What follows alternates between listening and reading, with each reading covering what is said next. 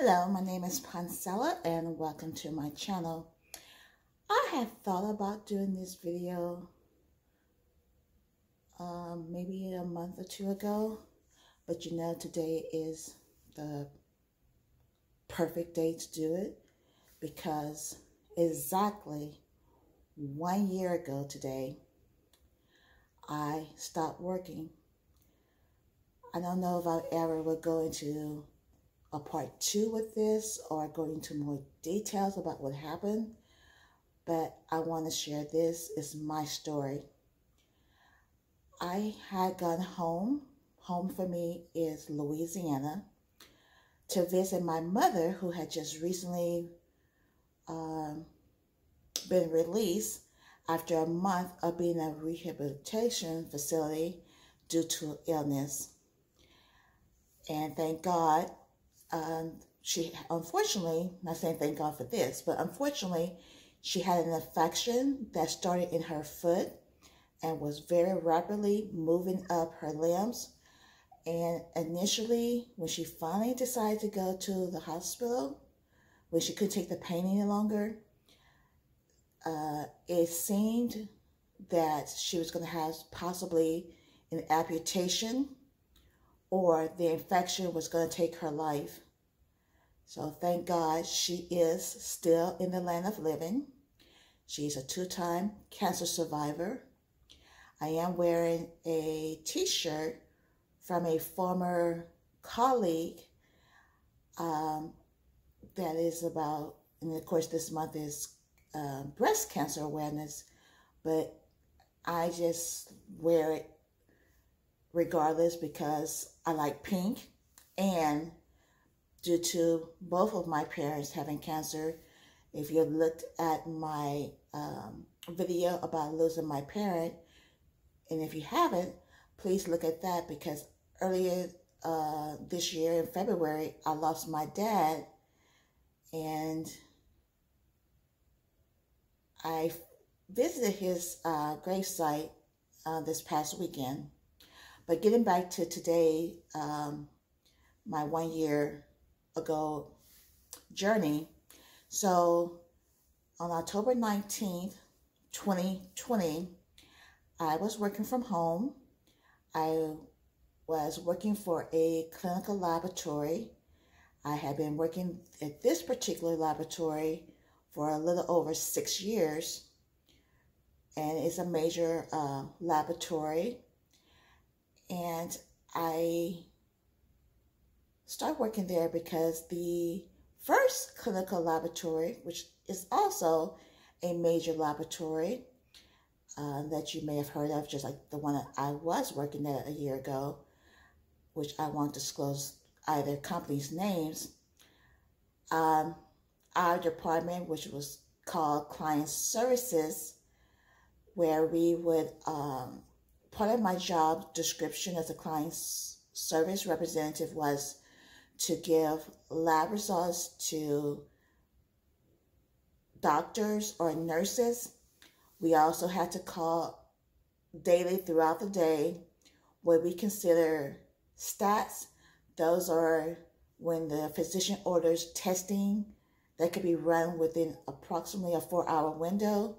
We give 2 hours to pick up the specimen and then 2 hours to transport it back to the lab. Now, all tests are not run stat. There are a select few that can be run stat, so keep that in mind. We also will have to call throughout the day alerts. Alerts are not life-threatening results, but they could lead to that if the patient doesn't get control of maybe their blood pressure or their glucose level or any other lab work that the doctor may have ordered. Now, critical is just what it means. It's critical.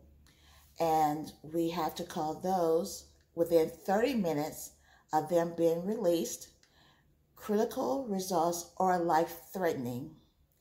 Now, my job as a client service representative, I need to make sure I was accurate because people's lives are in our hands.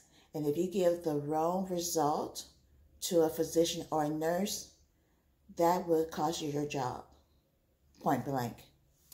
So anyway, after going to Louisiana to visit my mother, because last year the pandemic started, and it's still, of course, going on, but it started, I think, around March of 2020.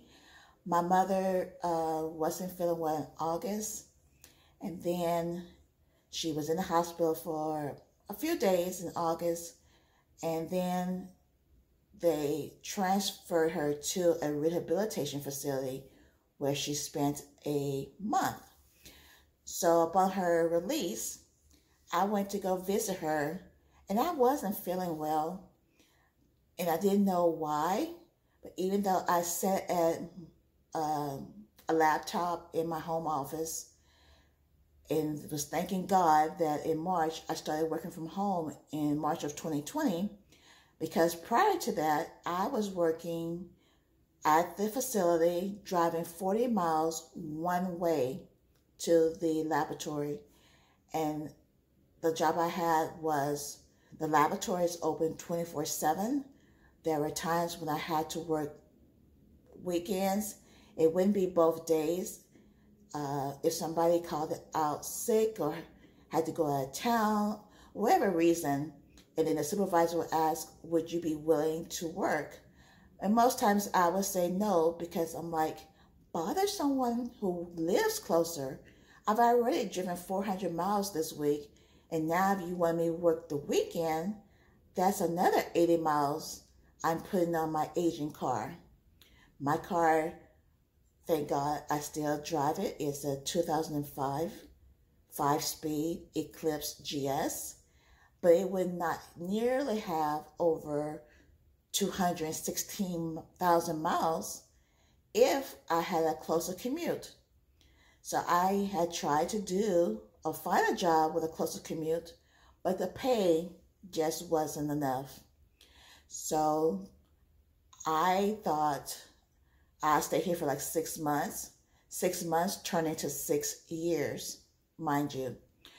But after visiting my mom, I came back to my home, and prior to going to her, I noticed that the left side of my thigh was really hot and the right side would be cool.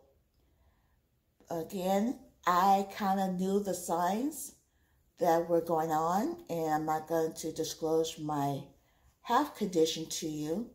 It's my privacy that I'm going to keep. But let's just say this much. I went to the ER thinking I was going to get a shot for what turned out to be an abscess, perinatal abscess. And it turned out I had to be admitted to the ICU.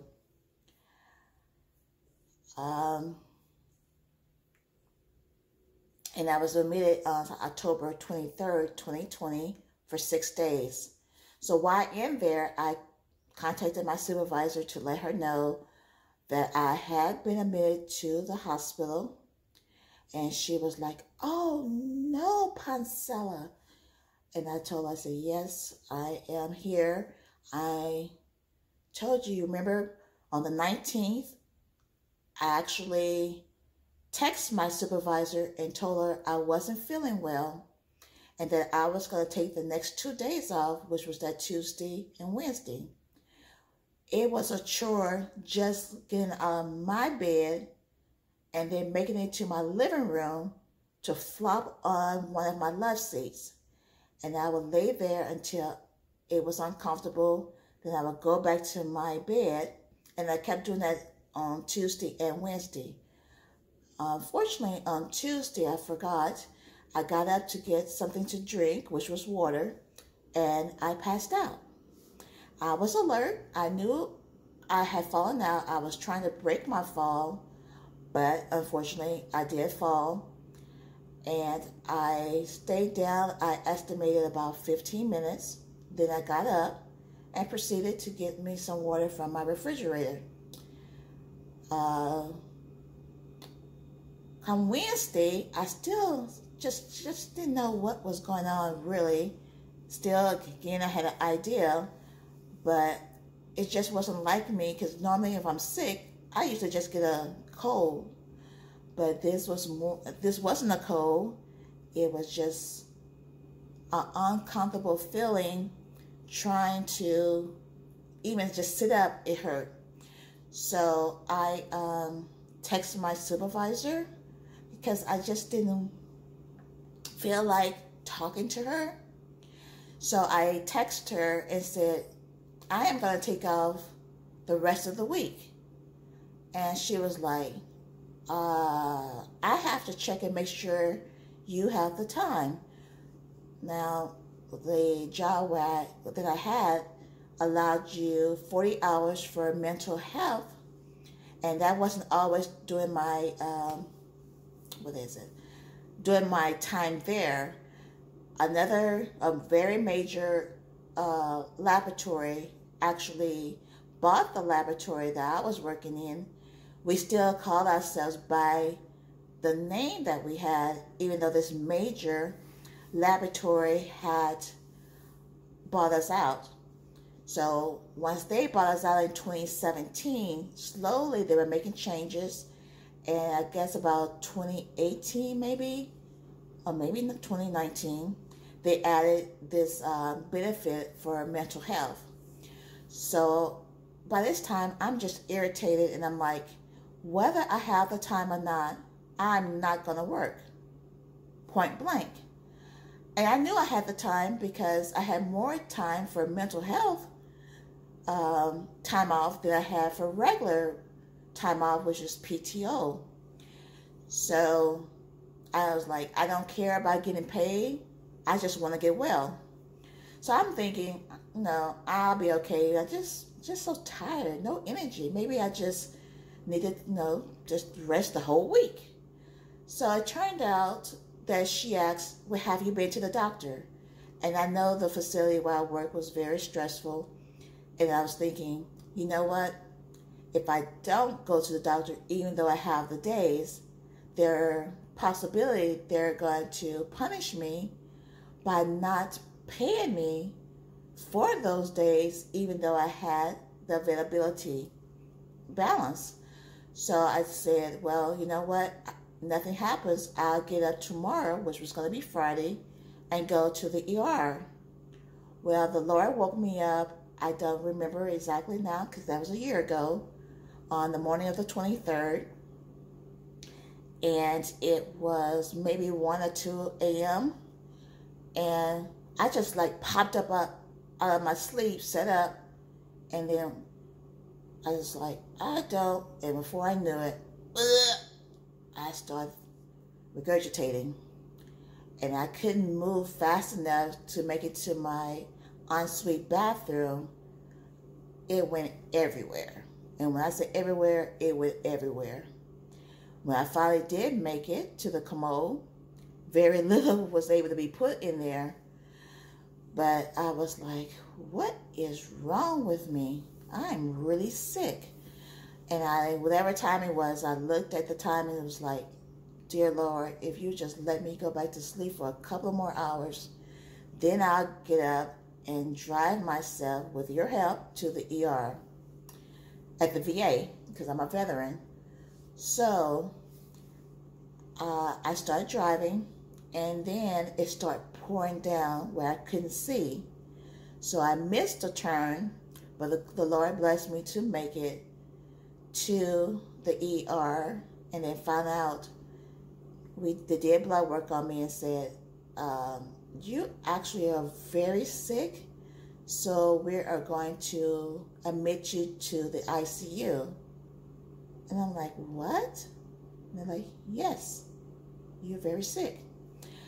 Anywho, so I stayed a total of 6 days there. But what I'm really decided to do this video is my testimony about how good the Lord is in my life and can be in your life as well, if only you pray, accept Him as your Savior, and try to live the best life that you can. Now, while I was in the hospital, I was blessed to get a private room once they moved me. 2 days later, So Sunday night, I was moved to a private room, and I was glad about that because I can talk to people, but I was not feeling like being in a talkative mood, so I didn't want to come across, if I had a roommate, as being a rude person. So I had the room to myself, and as I laid there in my hospital bed, before I got hooked up to a sleep apnea device, I said to myself, Lord, it would be so good if I didn't have to go back to that job. Now, when I notified my supervisor by phone that I had been admitted to ICU and then now had been moved to a private room, I had a phone in my room, but I was not able to make long distance calls. So I needed her to let my mom know I was no longer in ICU, because we talked while I was in ICU, that she would need to or could call me in my private room, and gave her the number. So she said, yeah, I can do that for you. She also said, you have been a very good worker over the years, so I'm sorry you're sick. I hope you get well soon, so take your time getting well. I said, okay. She said, but you do need to call Cigna and start the process of your short disability. So I was like, okay. So she gave me the number. She said, call them right away. And so I did. And the young lady asked me when was the last time I worked. I advised her it was October 19th, 2020. And of course, we were in 2020, so they have to say 2020. And then she asked me when I submitted to the hospital, and I advised her October 23rd. She also asked, well, how long are you going to be in the hospital? And I replied, I did not know. No one has told me. So she gathered some more information from me and advised me that my short disability would start the day I stopped working, which was October 19th, and I would have coverage until November 30th. And I'm thinking, oh, thank the Lord. I have a good month, a little over a month, where I don't have to think about doing my job or trying to recover quickly to do my job. So after I was discharged, got all my medication, I was able to drive myself home. Now, mind you, I was taking showers once I got in my private room, but it just didn't feel the same. I didn't feel clean. Maybe it's because the shower gel that was provided to me didn't lather up. I don't know.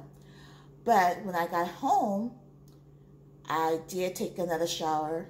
But before that, I looked for my mobile phone and I couldn't find it because the nurses were coming in asking me, do you have your mobile? And I was like, I don't know where my phone is. It's normally with me.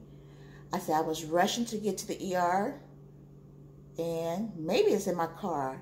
I honestly don't know. But anyway, once I got home, well, before I got home, when I got to the parking lot, because I did, thank God, remember where I parked my car, and I looked in my car on the passenger side, I did not see a phone. And I'm thinking, oh my word, if my phone is not in my car, where is it?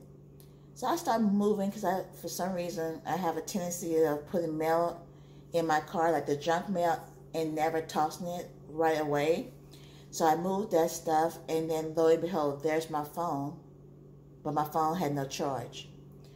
So I had to wait till I got home, and I made a call to my mom after thanking God for my safe arrival and letting her know that I had been discharged. So she was happy about that. Now, as I'm talking to a friend of mine that I used to work with, and it turned out I had several text messages of people inquiring where was I, because they were used to me sending a good morning text every morning. And I was unable to do that because I didn't have my phone for 6 days. My brother did post on Facebook asking for prayer for me because of me being hospitalized. He as well did not go into any details, which he should not have, and he didn't. So I had piles of mail to go through that I have just last couple of weeks have finally felt like going through. But I also had to end up calling the insurance company, which was Cigna. So the young lady sounded pleasant, and I returned her call. But I'm in the bed because I was trying to get some rest because I, again, had just been discharged from the hospital maybe at the most 2 hours earlier. Well, that sweet demeanor wasn't sweet when I called. So she was asking questions I did not know the answer to. I told her I had just gotten out of the hospital. Now you are asking me for things that I don't have at my disposal. I have to get up and go to my kitchen and look on my counter and see if I can find the information that you're inquiring about. And she also mentioned, you know, you were being covered until November 30th for your short disability. Well, I cannot cover you for that long. I'm only going to have you covered until November 13th. And I'm like, what? The young lady told me I had to the 30th of November. And so she's like, again, I'm not going to cover you for that long. If we get the information we need from your doctor's office, then I will consider extending that longer. I blurted out, because I'm a very straight to the point person, I said, you are pissing me off. I didn't care whether I got paid for my short disability or not. So I said, you know what? You're going to go through the VA and talk to my doctor if you can get through. I am a veteran. I don't have a direct number to the physician's office. I have to go through an operator, through another person. It seems like you're going around the world before you get to the department that you need. So how about I wish you the best in getting what you need. So I end up, because I do have a landline, so I kind of slammed the phone down and went back to bed. So I never heard from my employer until a day before my short disability was to expire. And I unfortunately called her, and again, I didn't feel like talking, but I decided, let me call instead of text. And she said, oh, I was just calling to see how you were doing. I said, well, I did inform you I have been discharged from the hospital today. Oh, well, a week ago. I think it was a week ago. So, a little over a week. I'm doing okay. I'm just trying to get well. I said, matter of fact, I hope you're not calling expecting me to be back to work tomorrow, because I am not nearly well enough to do my job. So she goes, no, we don't expect you to be back. We haven't heard anything from the insurance company to say otherwise. Let me take a look, because we have you covered by your short disability and your FMLA until the 30th of November. I said, okay, cool. So she said, well, let me ask you this. Has your doctor discharged you? I mean, not discharged you, but released you to return to work? And I truthfully answered, he has not. And she replied, well, okay, because you can't come back to work until you've been released by your physician. I said, okay. So the VA did send some information to Cigna. What information, I did not know. But I was getting mail like every week from Cigna that I wasn't opening because I just didn't feel like being bothered. But I did have to go to my vision provider to get checked, and I was blessed with a good provider that he actually provided them with some medical information that allowed me, I'm jumping ahead a little bit, but allowed me to get my short-term disability. So, let's fast forward. It was not until January when I started feeling better. Mind you, I was hospital late October. So I actually was discharged a day before Halloween. My short disability, again, was only covered until the 13th of November when they initially said the 30th. I got a call in January from the insurance company, and the young man said that he said, I'm not calling you in regards to your short disability because unfortunately we did not get the needed information to extend that to a later date, but I wanted to make sure you were aware your FMLA is valid until the 31st of January, which happens to be 2021. So I was waiting on a pair of new glasses to come in, but I was like, I have a form my doctor needs to fill out. So I called and they said, well, he goes to lunch at this time. If you can be back at 3 o'clock when he returns before he sees his next patient, sure, he can fill out the form for you and we'll be more than happy to fax it to your insurance company. So that was done, no problem.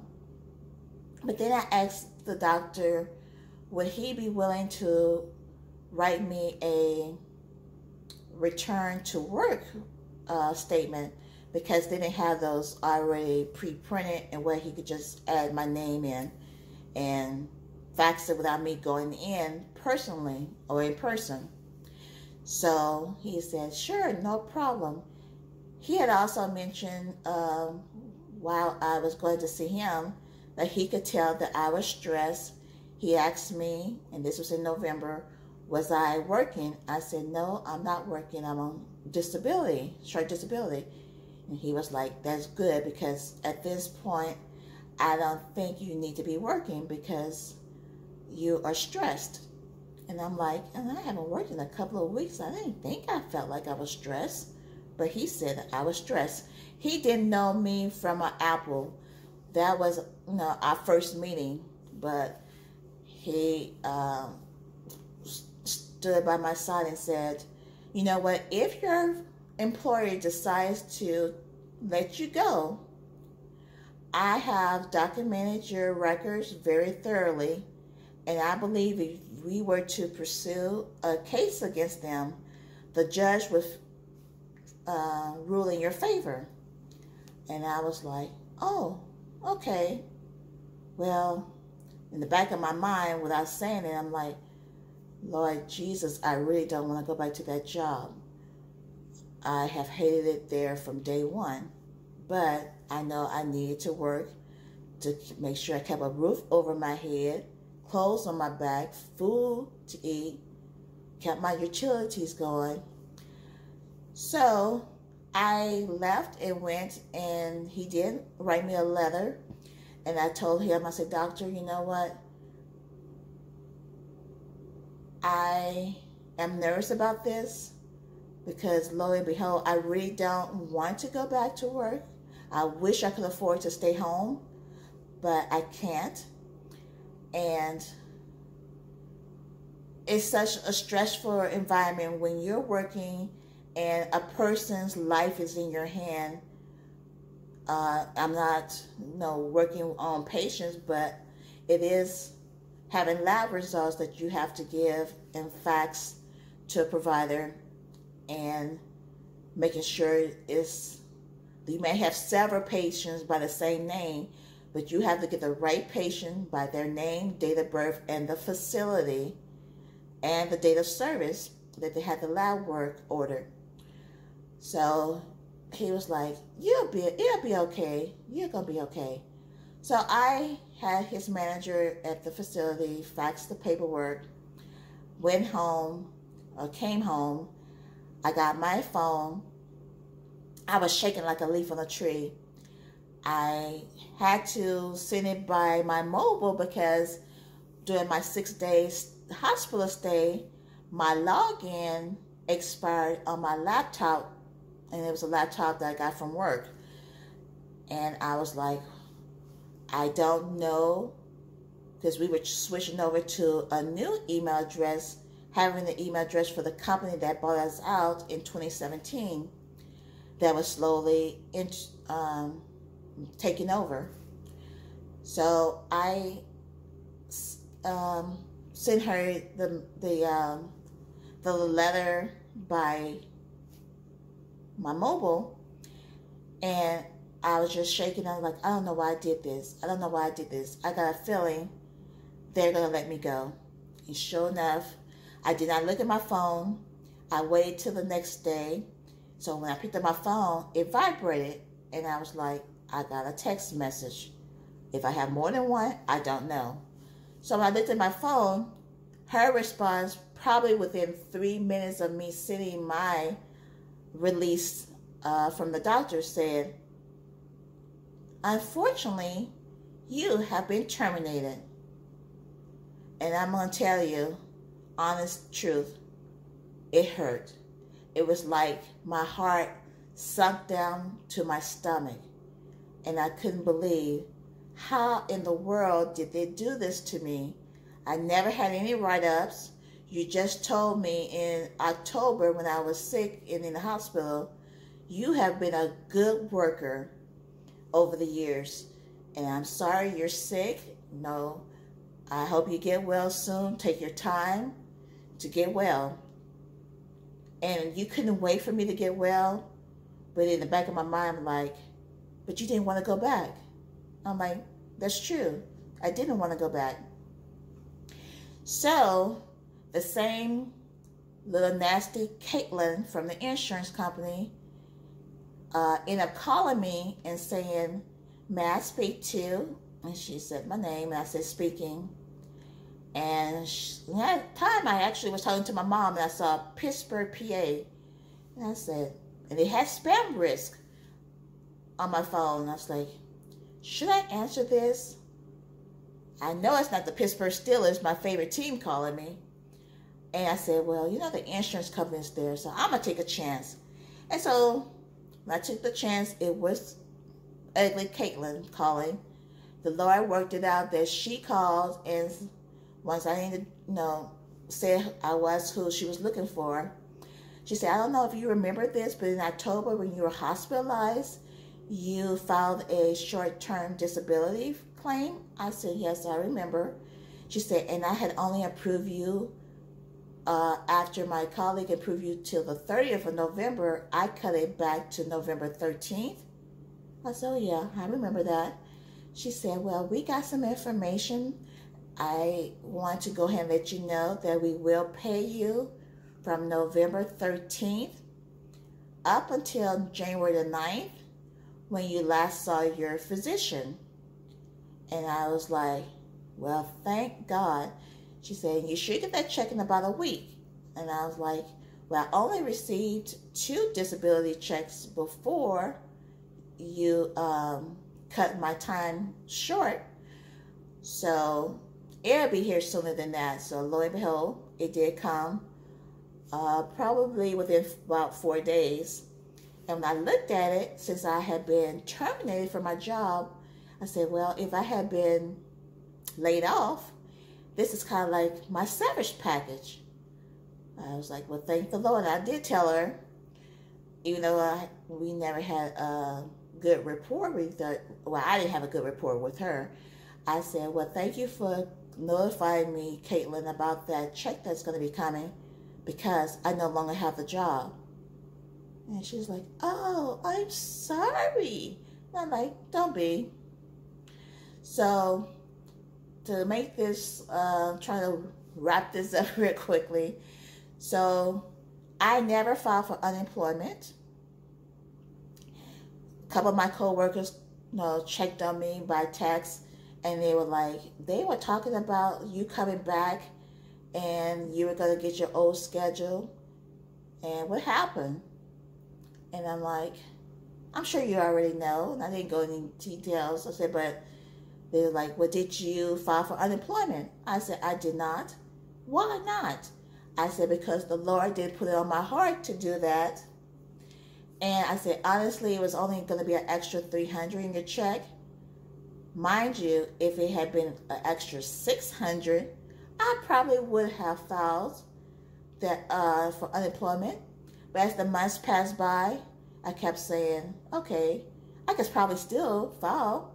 You don't have to file for it right then and there in January. It could be March. But I never did. Because why? The Lord has provided for me.